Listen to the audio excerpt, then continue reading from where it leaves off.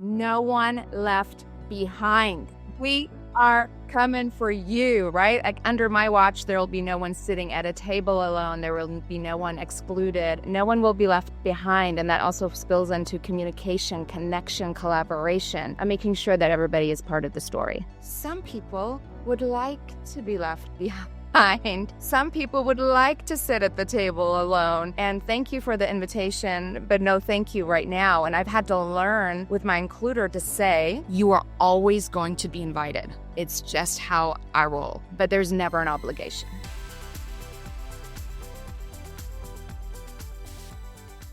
Hello and welcome back to Coach to Coach. Today we are talking about includer. I have Jonathan and Petra in studio with me today. They are the includer experts. And believe me, you know someone or you want to know someone with this strength. And so as it sounds, includer, inclusion, making people feel welcome, making them feel like they are a part of us, and noticing when there is exclusion. So Petra, let's start with you. Can we get your top 5, where you're coming to us from today, and a little bit about what you do?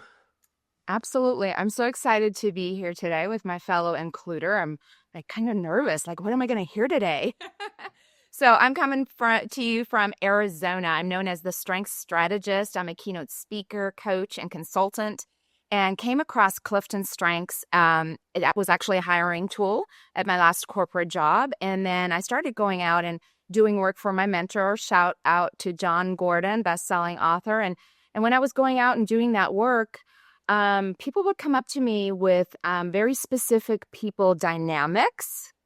And I knew that I had to include Clifton Strengths in my work because when I was introduced to it, even though it was for a corporate job, I was spending nights and weekends on the Gallup website. So really, really excited today to talk about includer, but also want to let you know my top 5 are positivity, strategic, learner, and input, and then it's includer. Okay, let me make sure I got those. Positivity, strategic, learner input. That's a fun combo. And includer. That's why I was on that Gallup website, right, for hours and hours every night going, this report's kind of special. This is something I need to know. Very cool. Thank you. Jonathan. Yeah, hello. Coming to you from Kansas City. And I was introduced to Clifton Strengths because I worked at the University of Arkansas way back in the day when we were a strengths-based institution. And I worked with the first-year experience. So I got to introduce all of the new incoming students and faculty to this tool to be able to help them be successful. My top 5 are achiever, developer, includer, adaptability, and woo. Very cool. Achiever, developer, includer, adaptability, and woo. Oh, we're in for a treat because you don't share any in your top 5. So that's super cool. We're going to get to hear all about the variance between your strengths. And so I'm going to just start throwing questions up in the air, and whoever grabs them, grabs them. But when you think about includer, give me your best high-level description of what is includer.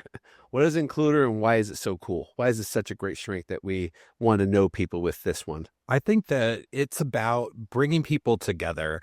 I go back to just what we're kind of experiencing a lot in the world. It's very divisive. A lot of times we don't necessarily feel a lot of belonging that's happening in the workplace, let alone just in our communities. The loneliness epidemic is rampant, right? And so this talent theme sees that, it feels that, and it goes out there and it tries to create a sense of that belonging, a sense of, hey, I see you.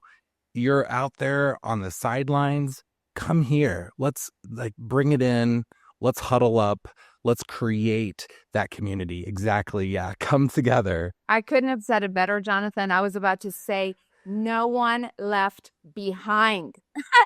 We are coming for you, right? Like under my watch, there will be no one sitting at a table alone. There will be no one excluded.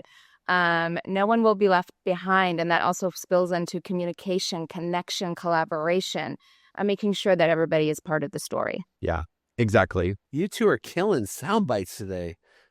Everyone, part of the story, bringing people together, no one left behind. All right, so I want you two to take a look at each other's top 5 because you obviously notice the variance therein. So positivity with then strategic learner input and then includer. So Petra, you're coming to us with some heavy thinking right up there. And with this, anchoring relational themes, right? Your positivity includer. So kind of a neat way that those frame those thinking strengths. Whereas Jonathan has that lead, mow it down driver of achiever, get it done, get on with it.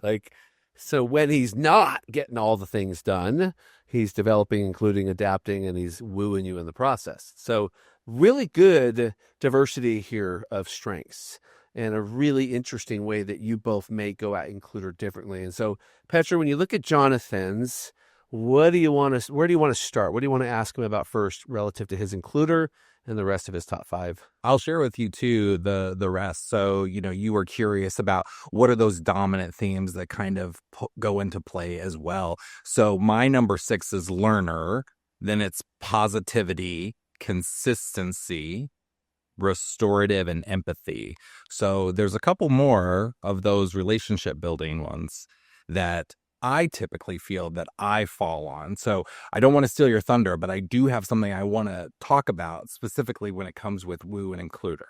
And I'm very curious how your strategic thinking talent themes fit in with the includer, because I have most of my strategic thinking are in my lower quadrants. Well, first of all, there's no stealing thunder from includers because you can take all the thunder you want.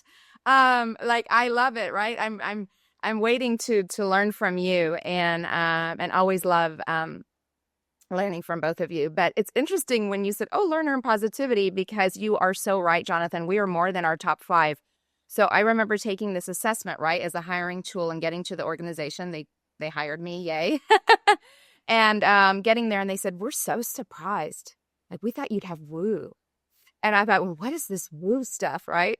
And it wasn't until almost 2 years later when I became a certified coach and unlocked my full top 34. Responsibility is 6. Woo coming in hot, number 7. And 8, communication. 9, belief. And 10, arranger. So we've shared a few in our 6 through 10 in common. But what I love really about seeing your top 5 and the question that Brandon posed was your developer and adaptability is right in between your includer. So for you, includer is that a really big relationship building. And so one of the things that I've actually bumped up against, and so I would love to ask about your developer and adaptability. You just heard me say, hey, no one left behind. Well, I have also, since I've discovered Clifton Strengths, learned that some people would like to be left behind. Some people would like to sit at the table alone. And thank you for the invitation, but no thank you right now. And I've had to learn with my includer to say, you are always going to be invited. It's just how I roll. But there's never an obligation. So, because naturally I do it without even noticing. I've become more self-aware. I think all of us who are leaning into strengths are becoming more self-aware, right? Because it can be a strength, but it can also be a vulnerability. And so I love that you really, your includer is sandwiched there between even more relationship building skills. So you're probably really high aware of hey, I don't need to be on your best more so than I am. So tell me how that shows up for you, that developer mind, and then also that flexibility component. Yeah, that's the biggest point too, is that right as we're continuing to develop all of our talent themes, then we need to be aware of when they start to kind of fall into that basement, right? They start to become more of a hindrance to us. And that can be one of the issues. If we are hyper focused on making sure that people are included and that you're joining this group, then are we putting a a certain expectation on how they are going to join into that group. Oh, you have to join this group and you have to be excited that you're part of this group. No, not necessarily. But I love how you mentioned that I am extending the invitation. I want you to know that the door is open and that you are always welcome and that we want to hear from you. That does not mean there's an obligation for you to then join. So I have experienced that exact same thing where I've thought, oh, they have to be in here, or oh, I want to make sure that you want to join this group. And it's okay for that person to say, no, that's all right, or okay, I appreciate that, as long as I have opened the door. I feel like that's the biggest piece for me. I was going to share that I typically I do look at empathy being my number 10. I always do kind of always look at how are you feeling? How are you receiving this information? And there's a lot that goes into play. I think with Includer, we try to remove any type of labels that exist. And we just look at there's a person in front of me. How can I make sure that they feel seen, heard, included, part of this group of other people? And there are dynamics at play when it comes to people, right? And so there are times when, oh, this is a group of, males, this is a group of females. I may not feel comfortable in this group based on race, or whatever other class, right? Like, we do need to be aware that those things exist and those are present, while still providing that open space to them to say, hey, I recognize you may not feel comfortable. I want you to know that I'm comfortable with you. I'm opening up this door for us to, build that bridge. And how do you kind of take in? So you have a lot of these strategic thinking.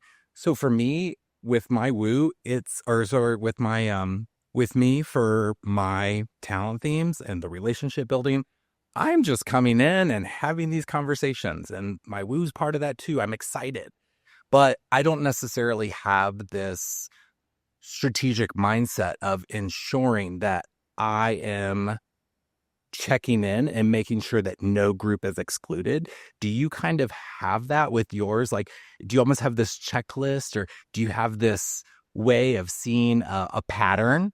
It's been so interesting recognizing how green strategic thinking I am, because it really does show up a lot. And then the patterns, or I would say what I've been told a lot all of my life is you are very intentional.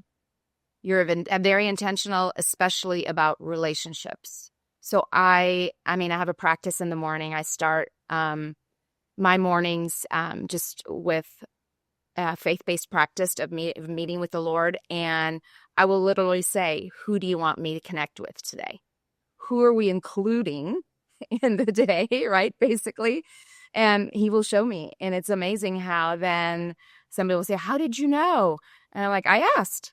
I was very intentional about show me who, right, I should call. Show me who I should connect with. Show me who you want to include in this day. I just want to say how much of an includer prayer that is. like I'm sitting here thinking, I don't know if I've ever asked that question quite that way. Like, that's a fascinating way that how your strength is affecting how your walk of faith is, and how you relate that way is interesting. And that, just the reality. And I wonder, Jonathan, if you do similar, where just as people come to mind, are you both then inclined, like, I got to call them? Like, if they come to my mind or heart, then maybe that's the one I'm supposed to reach out to. Am I picking up that's might be associated with this strength, perhaps? I don't have belief in my top. I hear it coming from you, Petra, too, right? Like, so that's very real, and it's your everyday practice. I see it in just the interactions I have. And I even now recall when I was going through school and seeing those people who were the outcasts. I consider myself an outcast. And so just seeing those people that aren't getting the same attention, aren't getting the same view that another person or the majority are getting, has kind of been how my includer shows up, or how I might go out of my way when I see that happening to make sure that I'm like, hey, I want to bring you in. Coaches and service-based business builders want to 10x your impact and income? Join the Strengthspreneur Mastermind, led by Brent O'Bannon, MCC, author of the Strengthspreneur 10x Workbook, and the world's first Gallup-certified strengths coach. This powerhouse group gives you personalized coaching, peer support, and proven tools to launch and scale your unique strengths. We meet 2 times a month. Come sharpen your strategy, boost confidence, and grow smarter, not harder. Visit podcast.34strong.com to thrive as a strengthspreneur. Again, visit podcast.34strong.com. Join Brent O'Bannon and thrive as a strengthspreneur. And I love that you brought up like, oh, the outcast or not feeling like you belong. So I'm a first generation immigrant. I was 12 years old when I moved to the US and I didn't speak English. And I was at the lunch table alone and I was bullied after school and I looked different and dressed different. And so I always thought, well, surely that's why I'm an includer, right? So because of this sense of belonging, when you have been through a season of not belonging, and I've always kind of felt like I don't belong also, I'm always like, oh, this is so different. And then really realized through Clifton Strengths that none of us are to belong to fit in. We are really to live in our purpose and in our gifting. And so we're always looking. And anyway, that's a whole other topic, Brandon, for another time of just, I've created programs around igniting the unique power of you. So really helping people live in freedom and acceptance. But I used to think that maybe it's part of my story because of the move or because of my history, that I have become such an includer, right? Is it nature or is it nurture? And when you say that, I really started to obviously, right? We're into personal development. We do a lot of this work on ourselves. We teach it, but hey, we are doing it too. We're walking alongside of all of you. So the other thing, so I really have had to look back and like, who was I before that? And has this shown up before? And actually on my little street in Hofheim, Germany, little village, you go to the baker to get your bread, you go to the butcher to get your meat. I mean, like no man's land, right? And, but my whole world. And I was the girl in that little block who would walk out her front door and I would say, I wonder what Jörg is doing. I wonder what Tanya's up to. And then I would go by their door and I'd say, do you want to come out and play, right? Remember the good old days? And then I'd be like, well, we can't leave out so-and-so and we can't leave out so-and-so. So then there'd be like 6 little people trucking around the block, right? And I'm like, okay. And they would looking at me like, what are we going to do? I'm like, I don't know. I just invited you guys. Somebody else has to come up with a plan. But then maybe my strategic always had a plan. But thank you, Jonathan, for sharing that story of how that shows up for you, because I do believe that some of our strengths have this history of how it's birthed and how we're here, right? And then how it relates to who we are. And so I'm always looking for that connection. I love that you mentioned that because it's something that I shared during the first season when I did this. And I said that I had this experience that I was that person who was the outcast. And so now you are sharing this similar experience, right? Like we've lived it. So we see it, we feel it in other people, right? We notice it more. So we need to get all the includers together. Do we have some shared trauma? I think that we all need to discuss, like work through.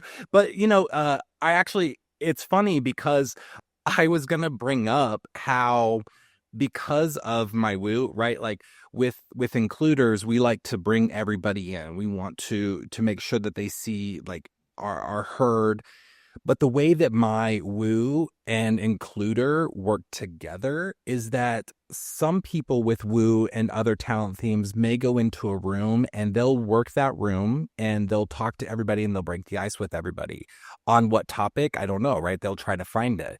Because of my includer and my woo together, I go in and I want to dive deep. I'm ready to dive deep quickly. So I'd be that person to ask those questions. Like, tell me something, deep with you. Maybe it doesn't have to be dark and disturbing, but let's just dive right in, right? Let's make a connection. And then I'm fine with going, okay, good. It's glad that I know that about you. And I go on to the next person. Well, it's funny because, yeah, it is diving in. And my learner, I think I feel like maybe that's my learner. I'm always asking a lot of questions. In fact, you'll often hear me say the greatest conflict tool, this is my belief, the greatest conflict tool is curiosity. So if I don't know you, right, and this is an includer thing too, I know it is, because if I don't know you, how can I know you if I'm shutting you out? How can I hear you if if I don't see you? And so I've always been a curious person, hyper curious. Like my husband will actually say, I know it's kind of morbid. He's like, I hope we die at the same time. And I'm like, I know, baby, me too.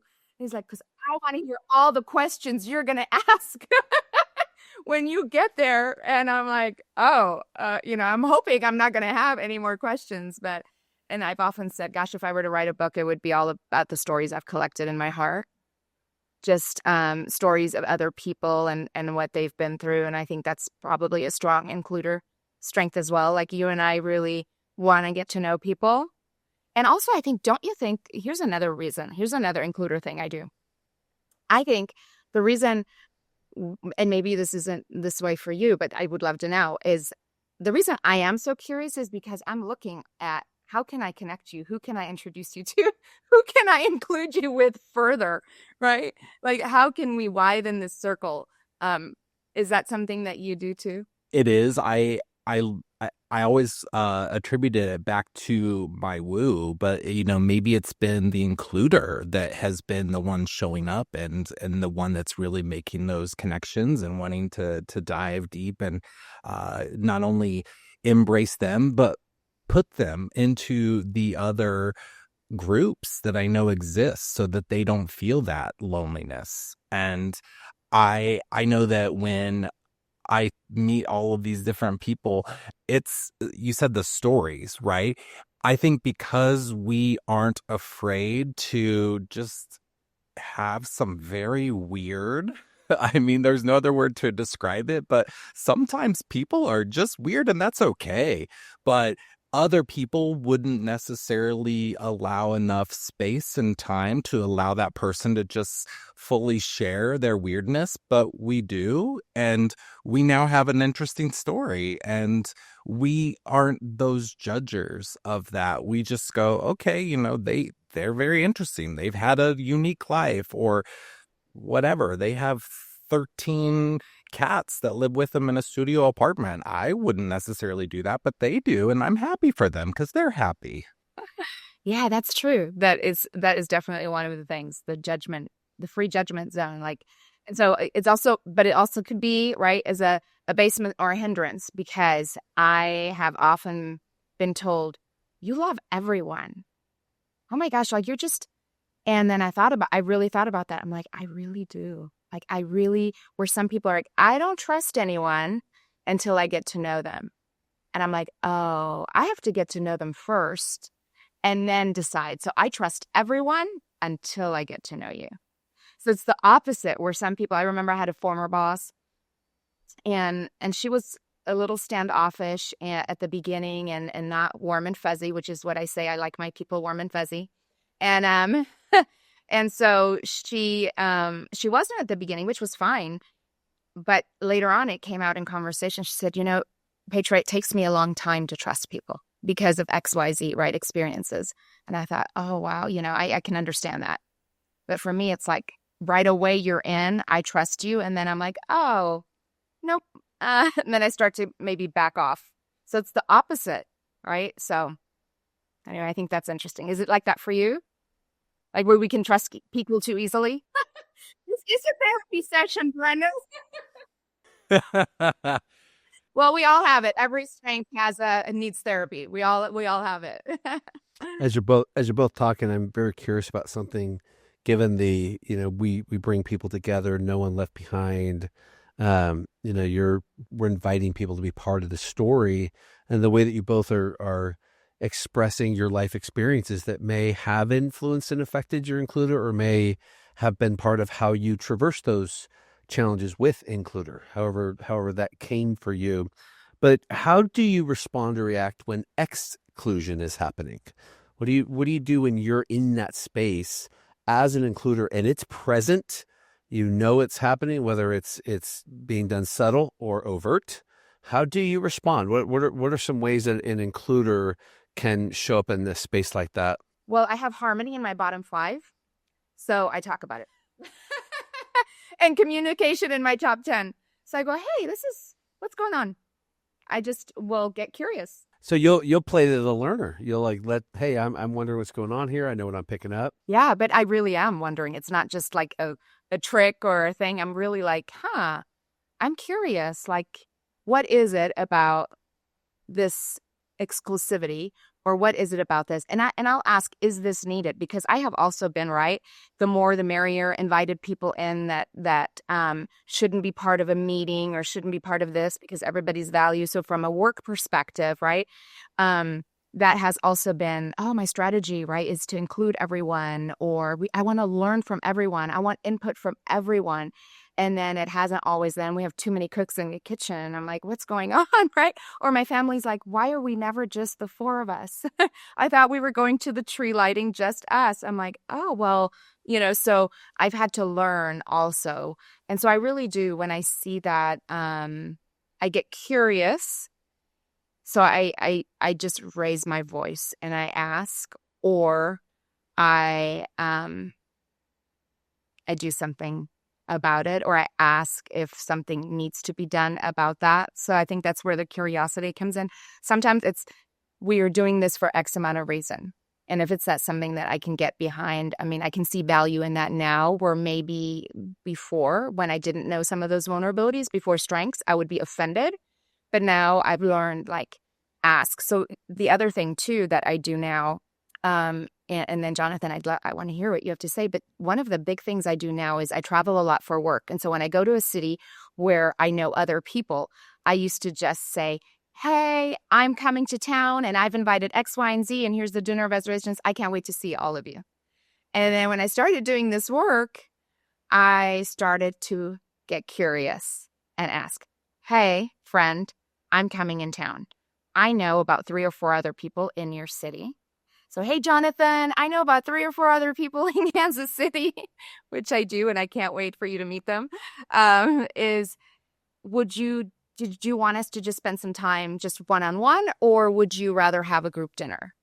And it has been shocking to me. So this goes back, Brandon, to your exclusion. It has been shocking to me how, since I've started asking that question, how many people are like, oh, can it just be you and I? Because frankly, and I understand it, because we're not together that often. And so it actually has been a sweet gift to me to become curious in that part of my life. And I have started to blend in the love languages to that, because I've had very similar issues personally with friends, with loved ones, when I want to get together and just bring in everyone. Let's all hang out. And there's dynamics at play that I don't always see, or I don't always comprehend, because I just think everyone just gets along at the same level that I get along with them, right? Well, no, that's not the case, because they don't have the same talent things that I do, and they don't have that includer natural inclination to just be like, sure, come on, come on. And so then knowing that someone's love language could be quality time, and that would mean, okay, they want to have just one-on-one time to go out to have deeper conversations, etc., without a huge group of people. When you talked about just this exclusion, whenever these exclusionary practices are happening, it's hard to not allow my emotions to really bubble and kind of come to the surface, especially when it's so overt. Like, why is that happening? You are creating a situation where you're excluding other people from the conversation, from, policy creation, whatever it may be. And that then causes me, perhaps other includers, to have a reaction. So Petra, you speak up. I do the same thing. Hello, what's happening? What's going on? Can you provide me with some additional information on why you have created this, from my viewpoint, exclusionary club of individuals that have possibly some decision-making power that's going to impact a lot of other people that aren't having a voice, aren't in the room. And so this could also kind of come back to just my view too of politics, right? Like I feel the same way there. I want there to be a diverse group of individuals in this space making these decisions so that we are trying to make sure that we're offering the best solution possible that is going to impact the majority. And that's the hard thing too, even with government, right? Like every single person is your client. And it's going to be so hard, but that's why we have a democracy, right? We try to create where we are impacting the majority. And so sometimes that can be hard for an includer, right? Like I want to make sure everyone's included, but sometimes it's just, are we making sure that the majority are and making sure that they're happy? And that's really tough. And I still always wrestle around with that. Do you ever feel lonely as a coach or solopreneur? What if you had a place where you could surround yourself with like-minded coaches who truly get you, where learning, sharing, and growing together is the norm? Connect, Learn, and Share, started by Charlotte Blair, is a vibrant community of Clifton Strengths coaches from around the world. Hosted on the Circle platform, it's a place where you'll find people, processes, and events to help you grow your business, enhance your coaching and facilitation skills, and thrive in a safe, supportive, and collaborative environment. Connect with coaches from diverse backgrounds and experiences. Learn through a calendar of recorded events across time zones, and share your knowledge in a community built on an abundance mindset rooted in strengths. Visit podcast.34strong.com to learn more. Again, podcast.34strong.com to learn more about the Connect, Learn, and Share community. Thank you both. I've often thought of includer as the guardian strength.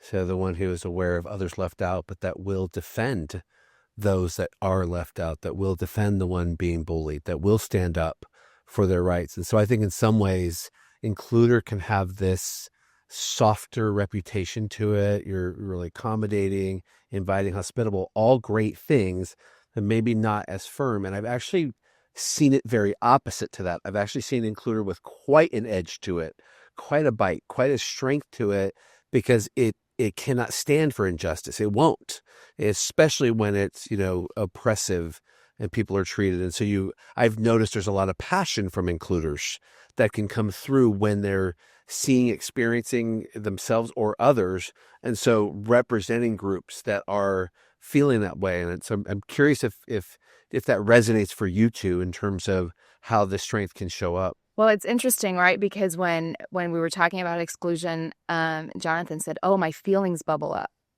And for me, it's my strategic thinking. I'm like, why would this be happening? What can I learn about this? How can I research? How can I come right with my open? So it's for me, it's my mind starts going, and for you, your heart starts racing. So there's a little bit of that difference there that I noticed in the way that we interpret it. And I think for me, I do sense those injustices. I feel them, and I want to take action. And what action can I take?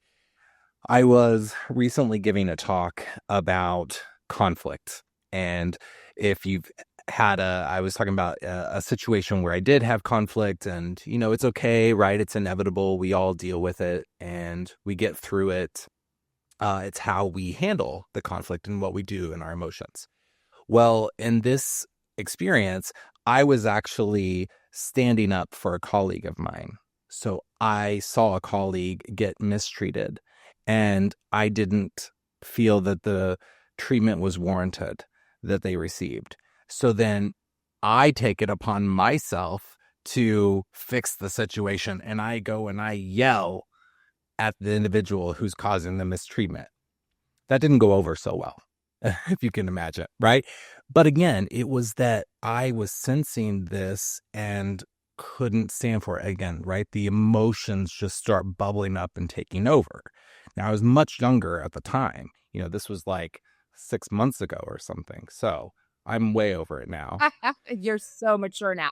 Yes, you've been to includer therapy. Oh, that's so funny. Well, I want to appreciate and thank both of you for joining today's conversation. Any parting shots for our includers or our friends? Because I'd love to hear your answer to the question, why do we need you on our teams? Why are you so important to us? And that, every team is better with some includer in it. Well, no one will be left behind, I would say, right? Like join the team, no one's left behind. But a quick work story about includer too is I had I was in direct sales and was leading a large team. And there was a woman that called me up and she said, how do you handle rejection? And I said, what? Oh my gosh, what happened? Somebody rejected you? And she said, yes, they don't like this product. And so this is my strategic learner input. And I thought, oh my gosh, I thought they rejected like her as a person, her character. For me, I'm moving from teacher to corporate trainer to sales. That I never realized I was so afraid to go into a sales position, but I never realized what a strength my includer actually was. Because if I have learned and I love and I believe in something, what I'm doing is I'm inviting people on a journey. I'm not selling something. We are building something together. Do you want to be part of this? So she said, well, yes, of course, they don't like this. And I said, oh, I literally, in my heart of hearts, I said, that's not rejection. I said, that's so sad for them. I just felt like, move on. They don't want to be part of the journey. They don't want to be included. So how can that work for a team? I think if you have an includer on the team, that person is looking for people who want to join the journey. They're inviting people naturally because they believe in your team and your organization. And they're going out and rallying the troops. And they're also lifting people up within the organization to do the same. I love that. Thank you, Petra. What do you say, Jonathan? Yeah, I would say that the includers are going to be your folks that are building the awareness. They're the ones that are going to be noticing some patterns of who might be excluded, who might be included. They're going to be able to bring those up to the surface. And they're going to be the ones too who are going to be able to see the policies perhaps that we're in the workplace that we're wanting to put forward, if any of those policies are going to exclude any of our members. And so I think that these people are going to be the ones that you want if you want to create a workplace of belonging. If you want to if you want to be an employer of choice, if you want to say that all of our employees belong and not just talk the talk, then walk the walk by hiring someone with includer. I love it. I love it. Thank you both. Yeah, that's good. Jonathan, where can people find you? What are you up to? How can they connect? Yeah, so I'm in Kansas City working with Renew Your Workplace, and we're helping organizations with their culture, coming in, using this as our framework, and trying to create lasting change. So feel free to look me up on the web, www.renewyourworkplace.com. Thank you, Petra. Yeah, I should be more active on LinkedIn, but I am like LinkedIn and Instagram is where I'm the most active. But please visit my website, petracreds.com. Subscribe. There's always some new things coming up. And you can also book a free connect call with me, 15 minutes to just kind of touch base. I've just created the unique Power View programs that I go out and speak on as a keynote, coaching and consulting. And I'm launching a group coaching cohort in about 48 hours from right now. So it'll be later by the time this goes live. But yes, it's been a labor of love. And so, again, I have my own consulting firm. What I love to do is go in and be a fractional learning and development officer for people. So I've been with some of my clients 3 to 4 years. And I also do one-on-one executive coaching and keynote speaking. And really, my heart is to ignite people with their strengths so that they do feel included and they do feel like they belong. And like Jonathan said, none of us are outcasts. We are all here for a purpose and for such a time as this. So thank you for having me. Thank you both. Dear listeners, you heard some amazing comments today about the strength of includer. Thank you for tuning in. And we'd love for you to share this with someone that you think would gain value from knowledge of what it means to be an includer, all the different facets of this incredible strength, and others that might just be growing in their journey as someone who is leaning into and developing their own strengths. Until we meet again, Petra, Jonathan, thank you both again. Thank you. Thank you for including us. Whoop, whoop. Yeah, great to have you. Great to have you, Jonathan. We didn't save this till the end this time and forget about it. So thank you for coming back for season 3. Fun fact for any of you that knew us from season 2, get it in the last minute. But here we are, and we'll see you next time on Coach to Coach. That's a wrap on this episode of Coach to Coach. If you've enjoyed today's conversation, be sure to subscribe so you never miss an episode. And if you're a strengths coach looking to dive deeper, join the Coach Strong community. It's where coaches like you come together to share insights, support one another, and discover partnership opportunities. Be part of the conversations that are elevating our industry. Email community@34strong.com to join today. Thanks for tuning in, and we'll see you next week on Coach to Coach. Stay strong.